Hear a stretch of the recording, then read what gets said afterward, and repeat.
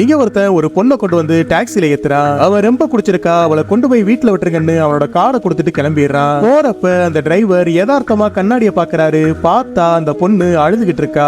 அது மட்டும் இல்லாம அவளோட ட்ரெஸ்ஸும் பயங்கரமா கலைஞ்சிருக்கு. அதை பார்த்ததுமே ஏதோ தப்பா இருக்குன்னு அவளை வீட்டுக்கு கூட்டிட்டு போகாம நேரா ஹாஸ்பிட்டலுக்கு கொண்டு போயிடுறாரு. அதுக்கப்புறமா மறுபடியும் அந்த ஹோட்டல் ரூமுக்கு வந்தவரு நீங்க கொடுத்த கார் டிக்ளைன் ஆயிடுச்சுன்னு சொல்றாரு. உடனே கதவை திறந்தவன் அவருக்கு காசை கொடுக்கலான்னு உள்ள வர சொல்றான். உள்ள வந்து பார்த்தா இருக்க எல்லாரும் சரக்கும் போதை பொருளுமா இருக்காங்க.